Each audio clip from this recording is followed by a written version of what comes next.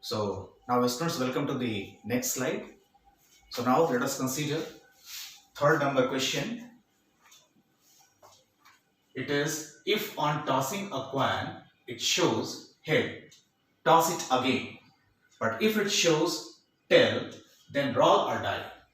Find the conditional probability of the event the die shows a number greater than 4, given that there is at least one tail. So now students, there is purpose to discuss this question. Even this is the case of conditional probability itself. Okay. So now you will be able to understand even that what is the purpose behind it to solve this question. Here, obviously you will consider sample space S. Then it will be equal to head, tail. Why? It is so because that here situation is what? That if we will toss a coin and if shows head, then again we have to toss it. So obviously in that case, our possible outcomes are H comma H and H comma T. These are our possible outcomes, right? But on tossing a coin, if directly it will show head, then at that time we have to roll a die, right? So if a die will be rolled, then in that case our possible outcomes will be T1, T2, T3, T4, T5, T6. So this thing is obvious that this outcomes we are getting on the condition that if we may obtain tail on tossing a coin. So now here we will consider upon the probability of occurrence of or turning up of head on tossing a coin, then it will be equal to 1 by 2. Similarly, probability of turning up of tail on tossing a coin, so even that will be equal to 1 by 2. This thing is very clear. Similarly, probability of getting 1, 2, 3, 4, 5 or 6 on rolling a die, so even that is equal to 1 by 6. Even this thing is simple thing, even this thing is very clear, right? So since we are getting the probability of occurrence or turning up of 1, 2, 3, 4, 5 and 6, each one of them is equal to each other. So probability of turning up this outcomes is are equally likely. Okay. Similarly, probability of getting head and probability of getting tail, each one of them is equal to each other. So we can say that probability of turning up of head and tail, both of them are equally likely. But if we will compare the probability of turning up of head with the probability of turning up of 1 or 2 or 3 like that. Okay. Similarly, we will compare probability of turning up 1, 2 or 3 with probability of turning up of tail. Then we can observe that each one of them has the different probability, and that is equal to 1 by 2 and 1 by 6 respectively. So in this way, these events are or these outcomes are not equally likely. Okay, these are not equally likely.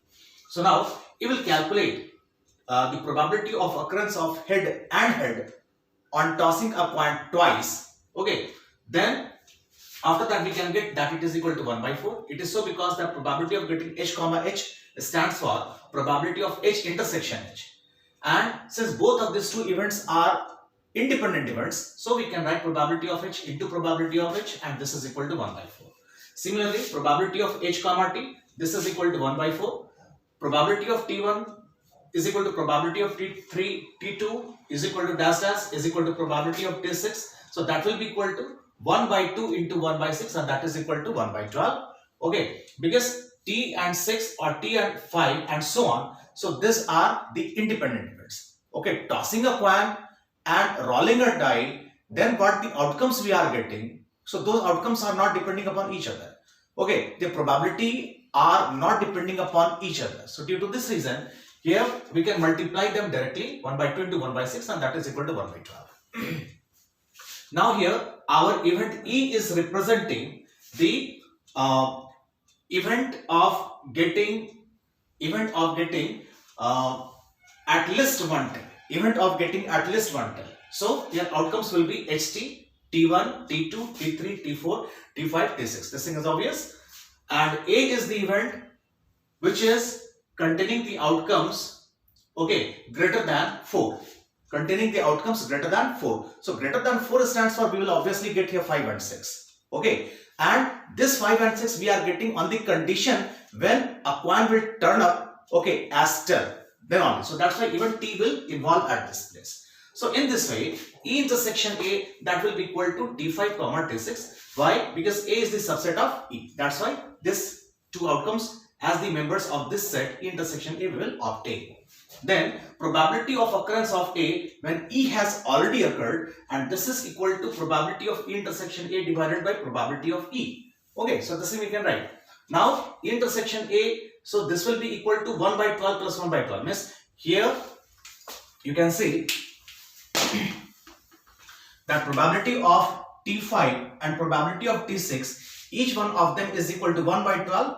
Okay, so both of them will be added, divided by probability of E. So probability of E stands for, here we can add the probability of each one of these outcomes separately, because we know that here what the outcomes here we are getting, so those each one of them is not equally likely. So separately we have to add their probability. So that's why we did the same here. HT, it has the probability 1 by 4, and rest of the outcomes T1, T2, T3, T4, T5, T6, each one of them have the same outcome probability, and that is equal to 1 by 12. So this 1 by 12 will be multiplied by 6. So after simplification, we are getting here the result 2 by 9. So this is our required result. Thank you.